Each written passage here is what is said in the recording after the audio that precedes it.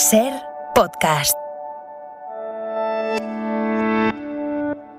¿Tú sientes pudor? ¿A ti no te da vergüenza estar desnuda delante de toda la gente que te está mirando tan fijamente todas las partes de tu cuerpo? Ninguna. ¿Nunca? Nada, no. ¿Recuerdas ese primer día? Por supuesto. Sí. Pues no había realizado nunca este trabajo y pues vas con la mentalidad de quien no tiene nada que perder. Entonces pues te subes, te desnudas, te pones y lo haces y te creces y lo haces estupendamente, sí. We've been gone for such a long time that I'm almost afraid to go home.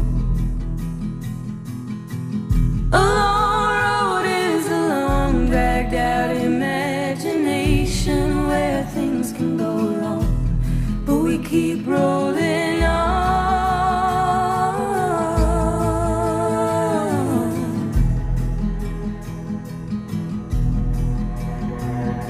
No, doctor, but if I was guessing, I'd say it was just growing pains. And painful as growing is, we can't forget it's hard to get to taking the reins, and we'll all be okay.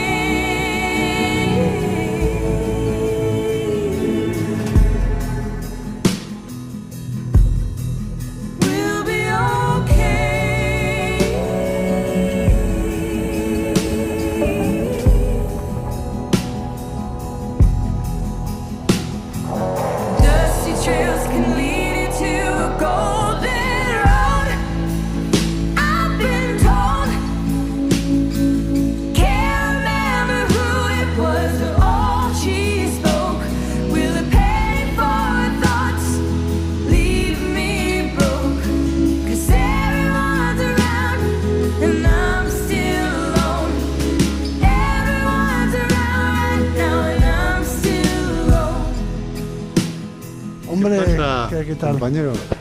¿Cómo va? Sí, pues nada, aquí estoy estupendamente.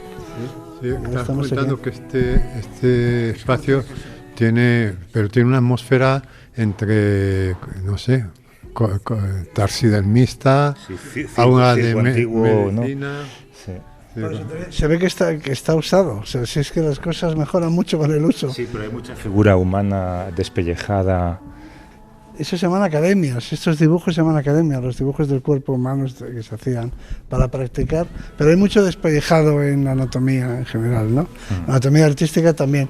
Y luego todas las posturas del cuerpo, claro, y toda la variedad de cuerpos. O sea que a diferencia un poco de la estatuaria clásica, aquí no hay un cuerpo humano ideal. Mucha gente, yo mismo me he preguntado durante mucho tiempo, ¿por qué hay que saber anatomía para saber dibujar el cuerpo humano, no? Porque si no funciona, fíjate, no funciona. Si no te conoces los músculos, porque tu cerebro procesa la información. Tu cerebro sabe anatomía, lo que pasa es que tú no lo sabes, ¿no? Entonces, cuando tú dibujas una pierna, por ejemplo, en la que no están los músculos representados, no funciona. El cerebro te dice esto, no. El mejor ejemplo es la axila, el sobaco. El sobaco, te parece que es un hueco sin más, ¿no? Pero hay unos músculos ahí, entre ellos uno en particular que solo se ve ahí, que si no lo pintas, están todos los crucificados de él. De hecho se llama el músculo del crucificado, ¿no? Coracobraquial, nadie sabe cuál es ese. O sea, nadie lo conoce. Pero si no lo pintas, no funciona. O sea, tú ves la axila y dices... Falta algo. ¿Qué pasa aquí, no? Me recuerda una escena de Toma el dinero y corre, una película de Woody Allen, de las primeras, que planean una fuga de la cárcel vistiéndose de guardianes. Y el jefe, que es Woody Allen, dice, hay que llevar la ropa interior también de ellos. Dice, hombre, la ropa interior, dice, sí, hay que hacerlo perfecto. Claro, pues es que si no, mira, hay un músculo en particular que se llama músculo sartorio, que es un músculo que divide el muslo como en dos partes, ¿no? Los músculos interiores, de la cara interna, de los músculos exteriores. Sartorio no se marca mucho, lo podemos ver ahí en ese despellejado, en esa figura. Es uno que baja así en diagonal, ¿lo ves? Desde la pelvis, desde la cadera, hasta la parte interna de la rodilla, que hace como... Exactamente, que hace si no lo pintas, el muslo es una salchicha. pero una salchicha, porque le falta ese toque sutil del músculo saltoide. Yo creo que es el modo en que se relacionan los músculos, ¿no? Sí, bueno, y todo, en realidad, todo el sistema muscular y con los huesos es como una gran hélice, es como si estuviese todo liquidamente dispuesto. Con el papel film, ¿no? Estoy pensando, Juanjo, que la última vez que vinimos a la Complutense fue a la Facultad de Medicina a ver cadáveres, y lo que estamos haciendo en parte se parece un poco. ¿Tú has ido, por cierto, a ver cadáveres para ver? Yo hice las anatomías de medicina, yo he hecho muchas disecciones de cadáveres. ¿Y todavía miras a ver si ha cambiado algo en estos años en la parte de dentro? La Facultad de Medicina es un viaje en el tiempo, a mí me encanta. Y luego eso, mira, en la Universidad de Cambridge, que es donde hay no sé cuántos premios Nobel por metro cuadrado, todo tiene un aspecto como viejo, usado. Entonces ellos, las cosas que funcionan las mantienen. Entonces a mí me gustan esas facultades que tienen historia, que han sido pues habitadas y donde se ha transmitido el conocimiento y el saber, porque eso no es incompatible con que haya una acelerador de partículas de último modelo. Estamos en un aula, Juanjo, que está plagada de gráficos del cuerpo humano, supongo que son dibujos tomados a modelos que han posado en esta tarima, y igual podríamos explicar un poco por qué estamos aquí. Estamos aquí por culpa de Arzuaga. Pues sí, porque ha escrito un libro. Una especie de Biblia del cuerpo. Nuestro cuerpo se llama, de hecho, en donde tú explicas un poco no solamente la historia y la paleontología del cuerpo que nos acompaña, sino algo que me parece más interesante, que es su relación con el cerebro. Yo creo que tú eres antidescartiano en eso, ¿no? Bueno, es que Descartes, iba a decir que hizo mucho mal, ¿no? Descartes fue un gran científico y además él escribió el discurso del método. De alguna forma se puede decir que él fue el que creó o normalizó el método científico que todos empleamos, ¿no? Pero él escribió esa frase famosa de pienso luego existo, ¿no? Y eso creó un dualismo, una separación, un conflicto, casi se puede decir, entre la mente y el cuerpo. Él decía, el cuerpo es la nave y yo, la mente, es el piloto. Entonces, claro, de hecho la mayor parte de nosotros cree que nuestro cuerpo es como el coche. Igual que no sabemos nada de mecánica, por lo general tampoco sabemos nada de anatomía, porque vemos el cuerpo como si fuera simplemente el vehículo que nos transporta. Entonces, eso primero es falso, segundo, no está en la tradición cultural occidental ni de ninguna cultura. Ese dualismo mente-cuerpo es algo totalmente artificial, que no es vivido con naturalidad y nos crea un conflicto horrible. Entonces, y además, por último, que la moderna neurociencia, que esto es lo más entretenido de todo, ha cambiado completamente el sentido de la mirada, y entonces ahora lo que se dice es que el cuerpo tiene una mente, o sea que el propietario es el cuerpo. Y la mente pues es un gadget que tiene el cuerpo para funcionar, una especie de dispositivo. Pero ese dualismo está armado como el anterior, ¿no? Bueno, o sea, científicamente hablando somos cuerpo. Eso es esta es la cuestión. ¿Qué sería más correcto decir? ¿Tengo un cuerpo o soy un cuerpo? Soy un cuerpo, o sea, yo creo que eso está, en fin, soy un cuerpo que tiene muchas facultades y capacidades y yo qué sé, pero bueno, básicamente... Pero está la brecha.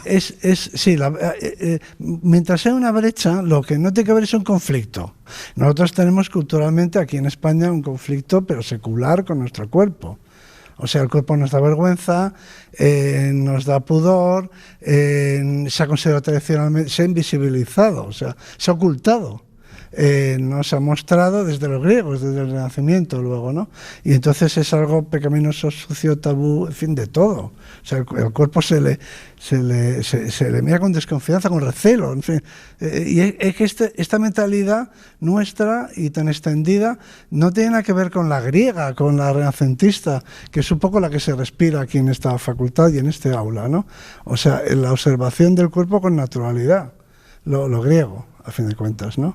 Hay así en la entrada un cuadro maravilloso que tienen de renacentista, un mural ahí pintado, que es un poco lo que yo quiero, a lo que me quiero referir, ¿no? El gozo, el disfrute del cuerpo. No estamos hablando del cuerpo ideal, de que haya que estar perfecto, que tienes que tener todos los abdominales marcados. No se está hablando de eso. Se está hablando de que tienes que tener el cuerpo, sentir el cuerpo. Y si el cuerpo no lo sientes, no puedes disfrutar, no puedes vivir. O sea, un poco, una vez más, el epicureísmo, ¿no? Ten cuerpo. sé cuerpo. En tu estudio, en tus trabajos de paleontología, ¿qué fue primero? A ver cómo te lo pregunto. ¿La mente o el cuerpo? ¿Tenemos cerebro porque andamos o andamos porque tenemos cerebro? Primero el cuerpo. Y fíjate que es un debate que se remonta ya a los griegos. Ya discutían en Anaxágoras con Aristóteles y decían, tenemos manos hábiles porque tenemos un cerebro, porque somos inteligentes, o somos inteligentes porque tenemos manos hábiles que han permitido el desarrollo de la inteligencia, ¿no? El paradigma, o sea, la hipótesis tradicional era que el cerebro fue antes que la mano y que la postura bípeda. Y la paleontología, como suele ocurrir, ha demostrado que es justo lo contrario. O sea, primero fue la postura bípeda, primero fue el pie, primero fue la mano y luego fue la inteligencia. Los australopitecos, los primeros homínidos, eran bípedos, tenían manos y pies como los nuestros, básicamente, y el cerebro era un chimpancé. Tú hablas del cuerpo como hablas de paisajes, es decir, que el paisaje es un documento que hay que leer, ¿no? Sí. Y el cuerpo es un libro. Es un libro que hay que leer porque, de hecho, tu libro tiene un subtítulo muy sugerente que son 7 millones de años de evolución, ¿no? Es decir, que en nuestro cuerpo hay ropa vieja. Sí, todo, claro. Hay ropa heredada. Es bricolaje. Pero tú imagínate un cuadrúpedo, un mono, de los monos que tienen cola, ¿eh? Entonces tu tronco está horizontal y tus vísceras, las tripas, ¿por qué no se caen? Pues porque está la pared del abdomen que impide que caigan hacia abajo. Pero entonces ahora coges el cilindro y lo pones vertical. Entonces se tendría que caer todo por abajo, todas las vísceras tendrían que salir por abajo. ¿Por qué no lo hacen? Porque hay una cosa que se llama el suelo pélvico. Bueno, el suelo pélvico, los músculos del suelo pélvico, son los músculos que movían la cola. Bueno, luego nos ponemos verticales y la cola desaparece. Y esos músculos que movían la cola se disponen formando el suelo de la cavidad abdominal.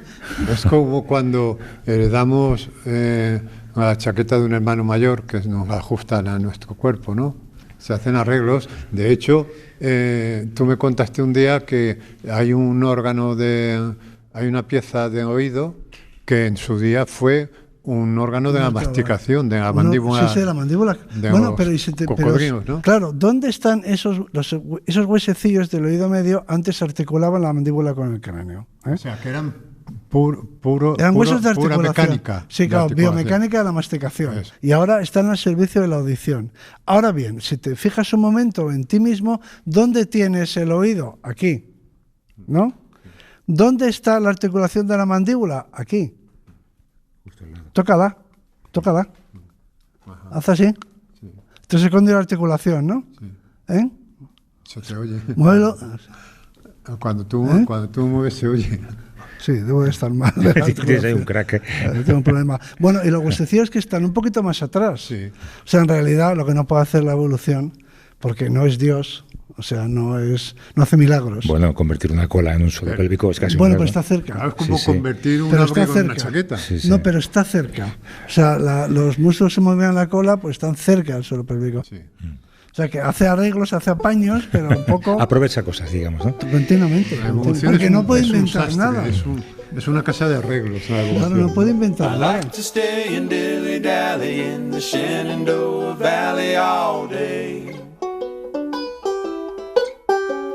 And we can dip our toes to the sound of the Shenandoah singing away. Can't anybody get along in this world? Can't anybody just get along? Can't anybody get along in this world? Except for me and my Virginia girl. I'd like to stay and dilly-dally in the Shenandoah Valley all day. And we can dip our toes to the sound of the Shenandoah singing away. Bueno, oye, estamos en una aula preciosa, como dices tú, conservada seguramente exactamente igual que hace, no sé, 50 años. Sí, claro. con dibujos que tienen también, no sé, pues mucha antigüedad parece, ¿no? Bueno, y lo que es muy impresionante son los muebles en los que se sientan los alumnos, ¿no? Son pupitres que en realidad lo que tienen es una especie de, parecen como caballitos, es ¿no? Como un caballo. Pues para apoyar el lienzo y poder dibujar, supongo, ¿no? Bueno, aquí los vemos, ¿no? Sí. Como se Están sienta trabajando uno. Y estamos justo en medio de la clase. A nuestra derecha están unos cuantos alumnos que están ya dibujando. A nuestra izquierda una modelo se ha desnudado y es a la que están dibujando. Yo Fíjate que no la había visto. Lleva aquí desde el principio. No ha salido de una plataforma inferior. No, porque yo he entrado por la puerta, me he quedado por aquí y como está tan quieta, ni siquiera la he visto. Y yo lo que me gustaría es aprovechar que tenemos este marco tan incomparable para hablar de tu libro. Y teniendo como tenemos a la modelo, igual podíamos ir de abajo a arriba. Una cosa que he descubierto en tu libro, por ejemplo, es la importancia del dedo gordo. Por eso, cuando alguien pierde el dedo gordo cojea, yo no sabía que era un impulsor de movimiento. Yo hasta el punto. El día pasado, fíjate. Los dedos de los pies pierdes uno y tampoco pasa nada. No pasa nada. Bueno, no es tan grave. Pero fíjate, el día pasado en Oviedo conocí a un músico que había perdido el dedo meñique de la mano y él toca la guitarra. Y entonces no podía tocar la guitarra porque faltaba el meñique de la mano. Porque el meñique de la mano sí es importante. La mano izquierda sería, por los trastes, claro. Pues sí, no me acuerdo. Sí, de la mano izquierda. Y le trasplantaron el dedo pequeño del pie a la mano. Y toca. Es un virtuoso, o sea, que no es que toque de cualquier manera. Si hubieran trasladado mi dedo pero él decidió que el dedo pequeño del pie no le hacía mucha falta, pero que no podía... no tener... Eso la evolución tenía que haberlo mejorado un poco, ¿no? Sí, bueno, el dedo pequeño... Pierdes un dedo y que vaya creciendo. Que te crezca bueno, ese es el gran santo grial, ¿no? Del envejecimiento, en fin, los procesos de envejecimiento es la regeneración, claro. Pero en el pie, al final todo el peso se transmite y es interesantísimo porque es como un muelle invertido. O sea, hay unas palancas, hay mucha biomecánica muy curiosa en la locomoción, pero cuando uno adelanta el pie, en la zancada, pues cae sobre el talón. Eso es inevitable. Tienes la punta hacia arriba, en contra de la gravedad, y eso se debe a que hay un músculo que tira de la punta, porque si no arrastraríamos el pie al andar. Luego el peso del cuerpo, que es mucho peso, se transmite por el lateral del pie y ahí llega a las articulaciones del empeine con los dedos y de ahí pasa al dedo gordo y el dedo gordo es el que da el impulso final, que hace que empiece la fase de balanceo de esa pierna, ¿no? Y los otros dedos del pie no impulsan, simplemente estabilizan el pie mientras el gordo, pues eso. Oye, los 7 millones de años de evolución, si nos pudieras resumir en un minuto... Espera, un poco... Esa frase ha empezado un muy minuto mal. Es mucho tiempo, ¿no? Escucha, un minuto es mucho tiempo. Un poco, ¿cómo se llama cuando en la fotografía se hacen esas fotografías de las nubes que corren mucho? Time lapse. Time lapse. O sea, si tuvieras que hacer un time lapse de los 7 millones no, pero está bien traído. De año de evolución, sí. ¿Qué nos dirías? Pues mira, hay una cosa muy interesante que te diría y es que ese time lapse tiene saltos, lo cual es interesante, porque quiere decir que la evolución no es continua, sino que hay periodos largos en los que apenas hay cambios y luego de pronto da un salto. O sea, la veríamos un poco a saltos.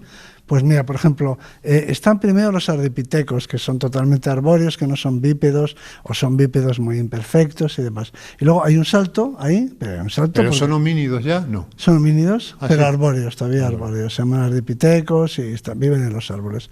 Bajan al suelo ocasionalmente y como se mueven poco por el suelo, pues adopta una postura bípeda, pero que no es muy eficiente, pero es una solución en fin, para salir del paso, nunca mejor dicho, ¿no? Pero que no tienen una vida terrestre que les exija, que les obligue a desarrollar un sistema de locomoción eficiente. Y luego hay como un salto, y aparece un frame, que dirían en el cine un frame nuevo, de pronto pueden ser 200.000 años, pero para nosotros eso es de pronto, que son los australopitecos. Las proporciones no son las nuestras, son pequeños, las piernas son cortas, pero ya tienen, por ejemplo, las curvaturas de la columna vertebral, que son fundamentales. A eso se le presta poca atención, se habla más del pie, pero ya camina erguido, es Lucy. Camina perfectamente, como nosotros, deja unas huellas como las nuestras. Bien, y luego hay otro, si nos olvidamos del cerebro, vamos a olvidarnos del cerebro. O sea, ahí ha habido ya un salto. Ha habido un rediseño completo. De hecho, es uno de los grandes problemas de la evolución humana. Porque el australopiteco Lucy no podría volver a árbol ya. Bueno, como podemos nosotros, Sí, malamente, ¿no? Sí, ya no está adaptado a la vida arbórea. Hombre, no está mal, ¿eh? Podemos subirnos solo. No cualquier mamífero, una vaca no se puede subir por los árboles. Ya. O sea que no lo hacemos mal del todo, pero bueno. Sí, pero Lucy, si nos olvidamos por un momento del cerebro ahora y nos ocupamos solo del cuerpo, de cuello para abajo, en este rato, hay un momento en el que se produce algo asombroso, que es con Homo erectus, eso pasa como hace 2 millones de años, y es que nos hacemos gigantes. La gente está acostumbrada a decir o a pensar que un chimpancé es pequeño, ¿no? Parece, los chimpancés miden 1 metro, pero no, es que es justo al revés. Es que nosotros somos gigantes. O sea, nosotros somos super chimpancés. Nuestros primeros antepasados tenían el tamaño de un chimpancé.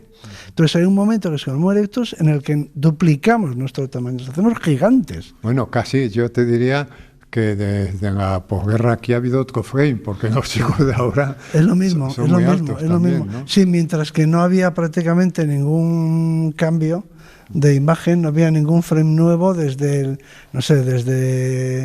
los visigodos hasta el siglo XIX casi, ¿no? Y el tercer paso es el Homo sapiens. El Homo sapiens es un rediseño del cuerpo. Nosotros tenemos un cuerpo diferente al de cualquier otro homínido. Pero diferente, por ejemplo, diferente al de Neandertal, sí. ¿En qué?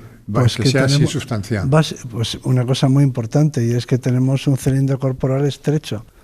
Y eso tiene cantidad de connotaciones. Es más eficiente a la hora de caminar a largas distancias, somos una especie corredora, una cosa que la gente no sabe, pero de cuando en cuando se hacen como competiciones entre caballos y humanos.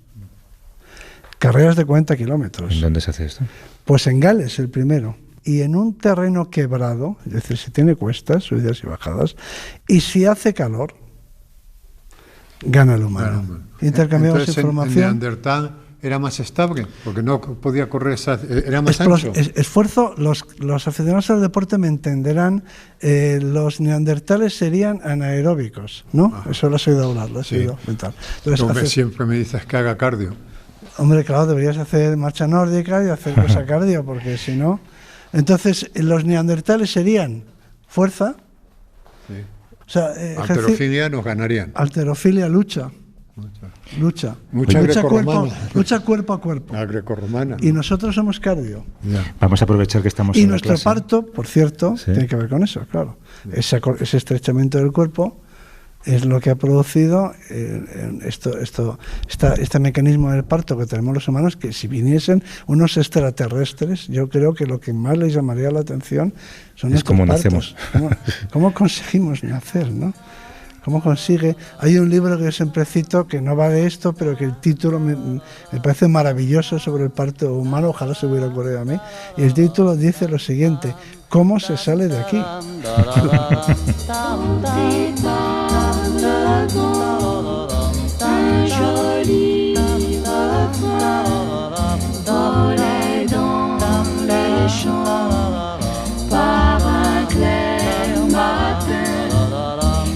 J'ai cherché longtemps d'où venait la voix. J'ai cherché longtemps, elle venait de toi. Vamos a volver al cuerpo, y dado que estamos en la Facultad de Bellas Artes y hay varios alumnos dibujando ahora mismo a una modelo desnuda, ¿puedo hablar un segundo contigo? Aunque está concentradísimo, pobre. ¿Cuál es la parte del cuerpo que más te cuesta dibujar?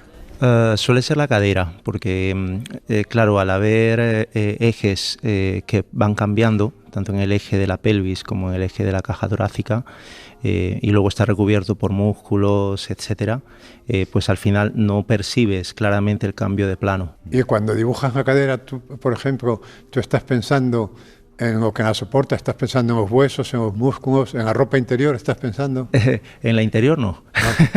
Quiero decir, ¿estás pensando en lo que sostiene todo eso? Sí. En particular sí, porque me encanta la anatomía. Sí, pero... es que a mí me sigue pareciendo un poco sorprendente que para dibujar un cuerpo sea preciso saber anatomía, ¿no? Pero es verdad, claro. Sí, pero es cierto que no es como si para dibujar un edificio tuvieras que saber todo el sistema de tuberías que va por dentro del edificio. Bueno, ciertos elementos, claro. Es una anatomía morfológica, una anatomía que tiene que ver con los elementos que modifican la forma externa de lo visible. Pero, claro, yo a la hora de dibujar percibo volúmenes. Entiendo porque he estudiado anatomía, se estudia aquí en esta facultad de anatomía y tenemos esa estructura interiorizada. Luego lo tenemos que traducir en el gesto del trazo, de la trama y con la personalidad de cada dibujante. Ese músculo de la axila que decía Juan Luis, ¿tú lo tienes dominado? ¿Cuál? ¿El coracobrachial? El sartorio, que es fundamental para pintar una pierna. El de la pierna, claro, sí, para diferenciar. Es que si no, no funciona. No funciona la pierna. Sí, o sea, no, tú pintas para cruzar las piernas. O eres un perceptivo y captas la anatomía sin haberla estudiado, lo cual es raro, o si no, lo que sale no... Es curioso porque él ha hablado de pesos y volúmenes, y una de las cosas que se aprende en tu libro es que, y a Juanjo le gusta mucho la mecánica, somos como un sistema de poleas, ¿no? El cuerpo tiene, para que te hagas una idea, palancas de 3 géneros. Tenemos muelles, tenemos péndulos, tenemos poleas. Es decir, tenemos todo lo que hay en la mecánica. ¿Y balancín? Bueno, sí, el balancín es uno de los 3 géneros de palanca, ¿no? Por ejemplo, cada vez que tú estás así... Te estás agachando, esto radio no se ve, pero te estás agachando ahora mismo un poquito. Sí, simplemente para cavar, mira, estás cavando en un huerto. Entonces tienes las piernas rígidas y bajas el tronco. Sí. Entonces hay un músculo que en un momento determinado tira de la persiana y te endereza. Claro, lo normal es que nos caigamos para adelante, ¿eh? Pero tienes la persiana, hay una polea ahí que tiene una correa. ¿Y qué hacemos mal en contra de lo que el cuerpo nos pediría hacer? Básicamente todo. ¿Qué hacemos bien? Habría que preguntarse, ¿no? Tenemos un descanso que no es activo. Hemos construido sillas, que es uno de los elementos que tú más odias. Son horribles. ¿No? Y luego también le tengo mucha manía o sea, para mí el espectáculo más antinatural es ver a una persona, yo mismo, yendo por una terminal de un aeropuerto en una cinta transportadora y llevando un peso mínimo, del equipaje de cabina, que suele ser mínimo, en una maleta con ruedas. O sea, esa foto, esa imagen ya lo dice todo. En la cinta transportadora con la maleta de ruedas. Entonces hemos perdido el cuerpo directamente, ¿no? Oye, tú invitas en el libro a aprender a anatomía, vamos, a propia anatomía, tocándote, ¿no? Es que no hay otra forma. Entonces tú dices, te tocas la pantorrilla. Exacto. Y distingues. Detrás de la rodilla, vas palpando, pero nosotros, claro, somos una especie capaz de palpar porque tenemos manos y con las manos llegamos prácticamente a todas partes del cuerpo, incluso a las partes más difíciles de la espalda, ¿no? Hay muchas especies así con esa capacidad de llegarse a todas las partes ¿Y con manos? ¿Hay muchas especies con manos? No, nosotros, o sea, con manos como las nuestras, los primates superiores. Pero además eso tiene mucha amiga porque hay especies muy inteligentes en este planeta. Las especies más inteligentes en nuestro planeta son especies sociales, todas.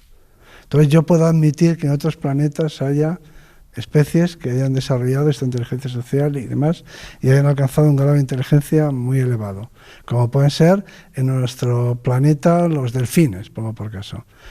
Pero hay un problema, y es que en el agua no puedes hacer fuego y los delfines no tienen manos, tienen aletas, con lo cual no podrían desarrollar tecnología.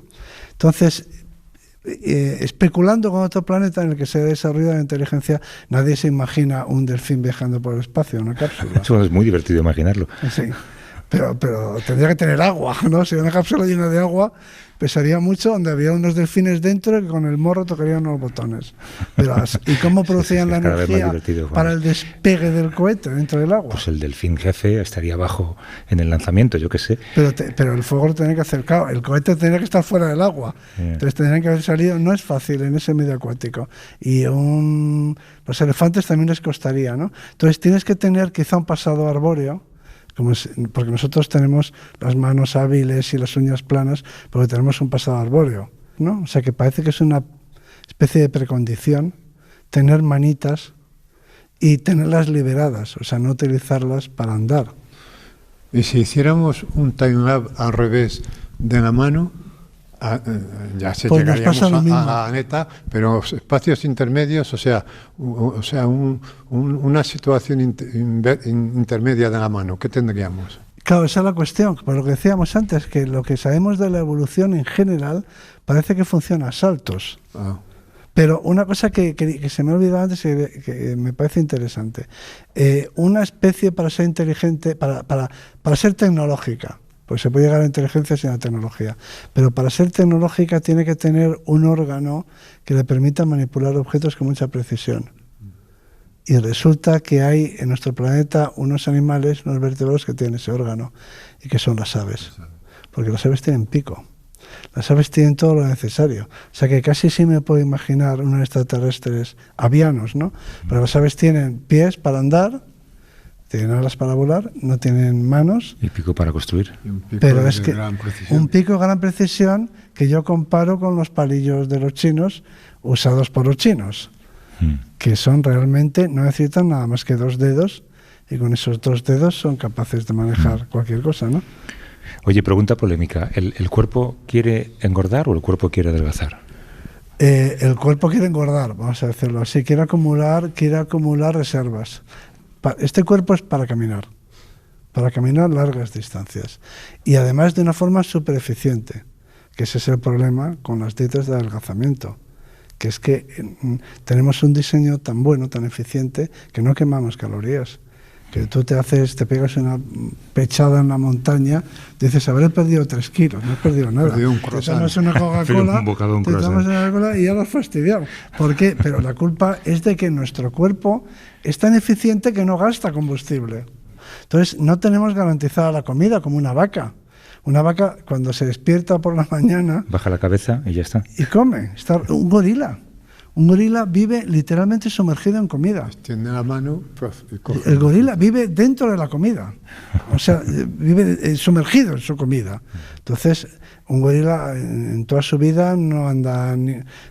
toda su vida se desarrolla en un espacio de unos pocos kilómetros. Pero nosotros no vivimos sumergidos en comida. Entonces tenemos que andar. Entonces el cuerpo tiene mecanismos para acumular energía. Y en eso también somos muy buenos. Nos tiramos un mes sin comer y no pasa nada. Bueno. Nada. Nada. Yo hago una. Pasas hambre, pero no te mueres. Que decía antes, y lo recuerdo, estamos en la Facultad de Bellas Artes y detrás de vosotros hay una modelo desnuda que no ha cambiado de posición en todo este rato que estamos conversando. No sé si podemos, no podemos, ¿no? Lleva media hora en la que el único movimiento que ha hecho ha sido pestañear. Pero tendrías que subir más arriba. Tendría que subir yo por las escaleras. Sí, intenta acercarte a ella. Porque si se mueve a lo mejor le joroba el ejercicio a... Tiene permitido hablar, que nos perdonen los estudiantes que están dibujando, pero sin cambiar la postura en la que está. Hola. Wow. Desde aquí se os ve muy diferentes. Hola, ¿cómo te llamas? Hola, Elena.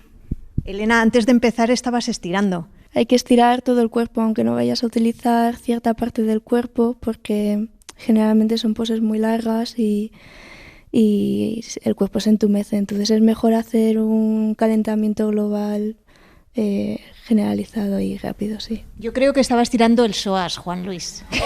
Puede ser. Ahora todo el mundo conoce el psoas por Rafa Nadal. Exactamente. Seamos realistas. Ese es el ejemplo perfecto de cómo el vocabulario anatómico se ha introducido. Tú hablas en el libro de cómo hemos pasado de ser una civilización que exalta el cuerpo, que lo muestra, con diferentes cánones de belleza, como los griegos, por ejemplo, genitales grandes les parecían una ordinariez.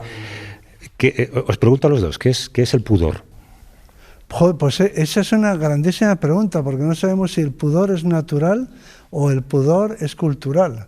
Incluso los que nos dedicamos a la evolución humana, a veces, y yo lo hago el primer día de clase, elaboramos una lista de cuáles son los rasgos propios de la evolución humana, de la especie humana, que nos diferenciamos. Entonces, muchos son problemáticos, no sabemos si son culturales. Pongo por caso, un rasgo que aparece en muchas listas. Realiza el acto sexual, copula, se esconde para copular. La pregunta ¿es eso cierto? Obviamente los animales no tienen en eso ningún pudor. No, copulan a la vista de todos. Si se esconden, será para que no venga otro macho o lo que sea. El Rey León, ¿no? Sí, pero no porque tengan vergüenza. Y incluso en el Génesis, el pudor no existe, se dan cuenta de que están desnudos cuando les expulsan del paraíso. Son preguntas que están sin contestar. Ahora bien, la vergüenza, el enrojecimiento es biológico. Todas las culturas, todos, incluso los que tienen la piel oscura. Ah, sí. Sí, se produce el mismo fenómeno de los capilares, todo funciona igual. O sea, que tener vergüenza... nunca sé si es azararse o azorarse. Azorarse. Azorarse, ¿no? Y azararse. Estoy azorado. Pero azararse. Ahí hay unos matices. No sé si existe, ¿no? Sí, creo que sí. Bueno, lo dejamos para luego lo consultamos. Pero el avergonzamiento, además, es difícil explicar este rasgo, porque al que le pasa, le molesta. O sea, nosotros no lo podemos impedir, pero si pudiéramos lo impediríamos.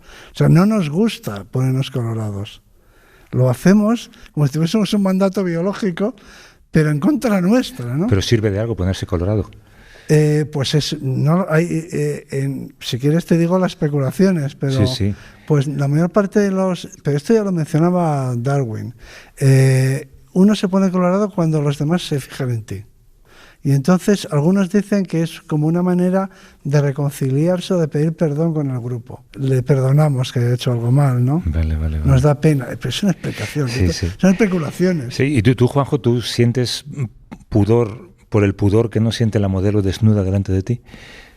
Sí. De hecho nosotros evitamos mirarla, los alumnos tienen que mirar, nosotros no evitamos, ¿no? Porque el pudor es una pérdida de la ingenuidad, ¿no? A mí me sorprende mucho respecto al cuerpo, Arzuaga, que hablamos del cuerpo con es lo más próximo que tenemos, y hablamos de él con una extrañeza, como si fuera ajeno, no solamente como si fuera ajeno, o como si fuera una adquisición muy reciente, es decir, como si nuestros antepasados no hubieran tenido cuerpo. Pero como hablas del coche. Pero tú te imagínate este ejemplo del coche. Vienen a cenar unos amigos a casa. Sí. Te acabas de comprar un Tesla eléctrico y lo enseñas lógicamente porque es una novedad y tal. Ahora, vienen a cenar a casa y tienes un coche de hace 40 años. Y dices, os voy a enseñar el coche. ¿A que no? Bueno, pues con el cuerpo lo tenemos hace millones de años y seguimos hablando de él como si fuera un Tesla recién adquirido. Bueno, sí, claro. Bueno, nos produce una extrañeza... El cuerpo. Increíble, ¿no? Incluso nosotros cuando hemos planteado este programa y que hubiera una modelo desnuda con los dibujantes y tal, o sea, con los artistas, un poco como coartada, porque a nosotros nos producía cierta violencia entrar en un espacio donde había no estamos acostumbrados. Sin embargo, un médico no le pasa con los pacientes, ¿no? Para los griegos era el objeto más bello de la tierra, el más armonioso. El cuerpo. El ser humano. O sea, el ser humano, decían los griegos, es la medida de todas las cosas. Oye, vamos a aprovechar que la modelo me parece que se ha cogido... Le han dejado que descanse un poco porque ya tenía espasmos musculares, yo creo. Es un trabajo remunerado, entiendo, ¿no? Sí. O sea, que tú eres, digamos, modelo profesional para dibujantes. Sí, llevo 5 años. Sí, haciendo este trabajo. ¿Te reclaman con frecuencia? Aquí en la facultad sí que tenemos bastante trabajo y además se nos reconoce muy bien la labor que hacemos, pero pues es como en todo, depende del lugar, pues necesitan más modelos o menos modelos. Pero aquí en la facultad la verdad que estamos contentos. Veo que llevas tatuajes. Cuando te los has hecho, ¿has pensado a ver si me va a faltar el trabajo o a ver si les voy a complicar más el trabajo? Bueno, pero eso es... Si te pones a pensar así, también debería de depilarme, por ejemplo. ¿O debería de perder peso? No, porque al final forma parte de mi cuerpo y la gente que viene aquí a dibujar al natural es al natural, con todo lo que haya o lo que no haya. No ha habido ningún problema y me gustaría hacerme más, además, o sea que...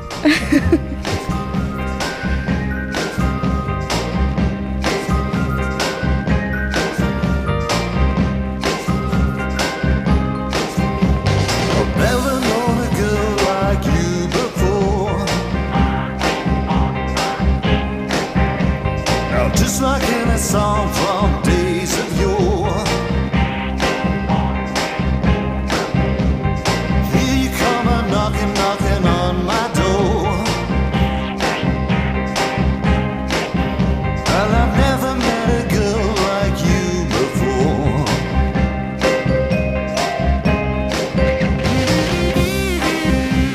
Bueno, pues hemos aprendido lo que es el pudor, yo creo, pero no lo hemos aprendido, pero no lo hemos comprendido. No, porque no tiene mucho sentido, ¿no? Es situacional. Pero es situacional. Que la Biblia es curioso, ¿no? Yo a veces me he dicho a Arzuaga que en Génesis es más verosímil que la ciencia, que lo que explica la ciencia del origen de la vida, ¿no? Claro. Es más verosímil lo que cuenta. Desde el punto de vista de la verosimilitud. Seguro. Y lo de la expulsión del paraíso. O sea, eso de darse cuenta de que estás desnudo. En algún momento fuimos expulsados de algún paraíso, algo ocurrió para que pues esto la Biblia lo explica muy bien, o por lo menos de un modo muy verosímil. Quizás fuimos expulsados de algún paraíso en algún momento. De hecho, una de las comparaciones que tú haces en el libro, Juan Luis, es que el cuerpo es un libro, es una especie de Biblia. Es que es así. Yo quería titular el libro, pero me dijeron que no le va a entender nadie, que le va a tener que explicar el título, y entonces dije, bueno, pues casi a lo mejor no es buena idea, pero el título que a mí me gusta era Tu cuerpo es un libro. O sea, el documento, lo que quiero que leas es tu libro, tu propio libro que eres tú. Bueno, yo estoy, por la docencia, acostumbrado, exagerando un poco, pero mis alumnos al final se conocen perfectamente la anatomía del señor o de la señora de la diapositiva.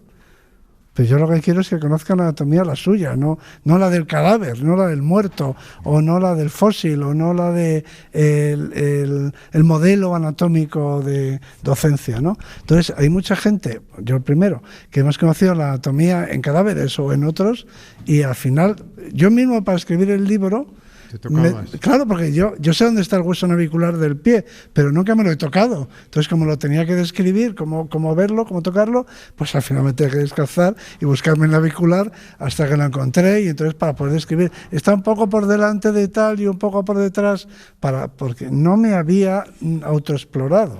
Es que esto, deberíamos hacer un programa nacional. Yo me brindo, en fin, a colaborar, porque tengo mucha práctica. Un programa nacional para enseñar el cuerpo a los niños, porque es el mejor regalo que les podemos hacer. O sea, que un niño de 8 años que aprenden jugando, y esto es un juego, conozca su propio cuerpo y sus partes y sus elementos, es un regalo para toda su vida, para siempre. ¿Qué te sugieren los jóvenes ultramusculados con los que ahora te cruzas constantemente por la calle? Bueno, hay un elemento narcisista y exhibicionista del ser humano, y a una época narcisista, me parece normal, siempre ha sido así, que tiene una biología detrás. Claro, una etapa exhibicionista, narcisista del cuerpo, que se corresponde con la época del apareamiento y de la reproducción. Claro, el cuerpo joven es el cuerpo glorioso, el cuerpo en su mejor... Ninguno de nosotros vamos a estar mejor, nadie va a estar mejor que cuando era joven. Es cuando fuimos dioses, cuando éramos dioses, ¿no?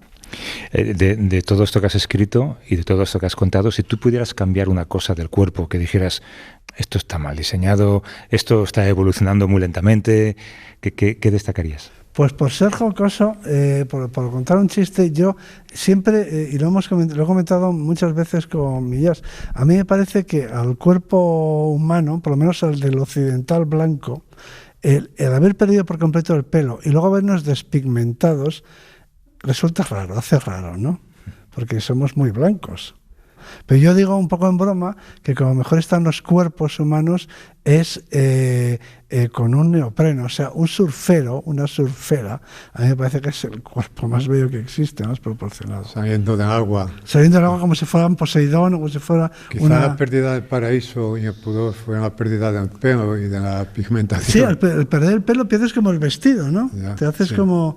Pero comentando esto en el Museo del Prado, precisamente con unas conservadoras allí, con gente del museo, una señora me dijo, no, yo creo que como mejor está el surfero es con las mangas atadas a la cintura. O sea que de ahí deduzco que de cintura para arriba la cosa está bien. No necesita neopreno, que el problema debe de venir de cintura para abajo, no lo sé. Bueno, ¿te gustó el libro, no, Juanjo? Bueno, el libro es, yo me dije, es como la Biblia, porque es un libro ese, hoy voy a ver el tobillo, hoy voy a ver la parte de abajo, hoy voy a ver... Depende de dónde te duela, hoy voy a ver esto. Modo esto.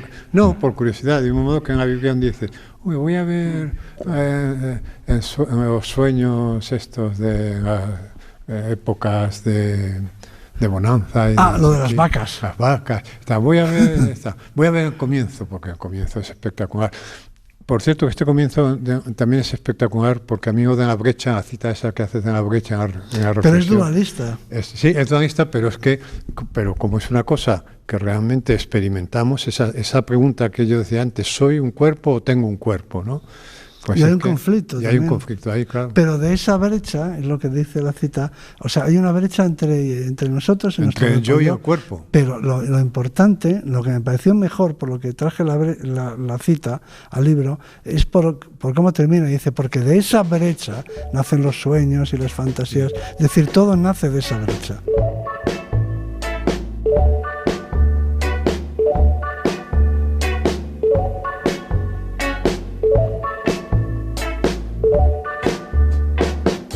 Couldn't really love you anymore. You've become my ceiling. I don't think I love you anymore. That gold mine changed you. You don't have to hold me anymore. Our caves collapsing.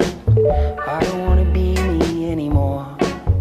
My old man told me you don't open your eyes for a while. You just breathe that moment down. 40 miles out of east of the north from my old man's heart attack. And I believed you were crazy. You believed you loved me.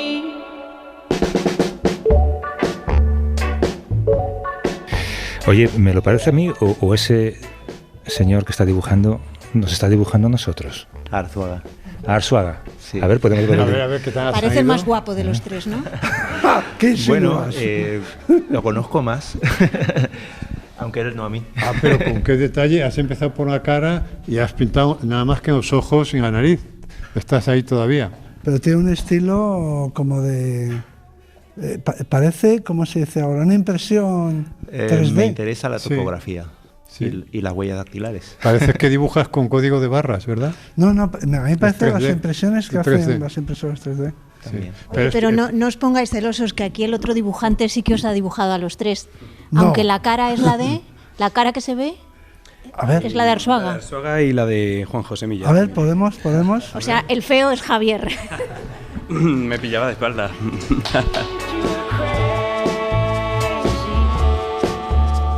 Y además estamos viendo el resultado de la modelo a la que veíamos antes, ahora la vemos dibujada.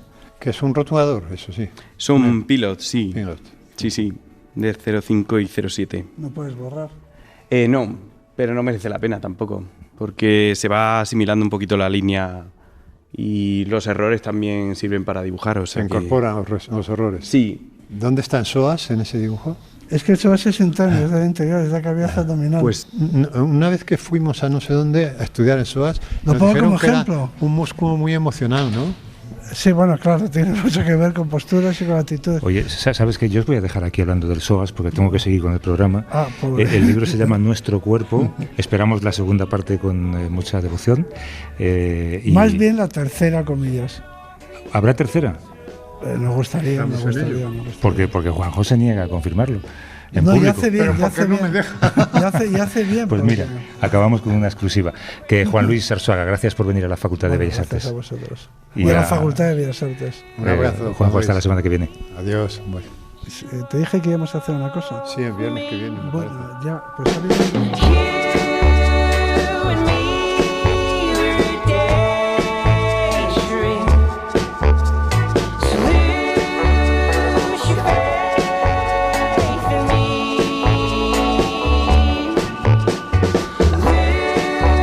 Lose your faith in me. Oh, lose your faith in me.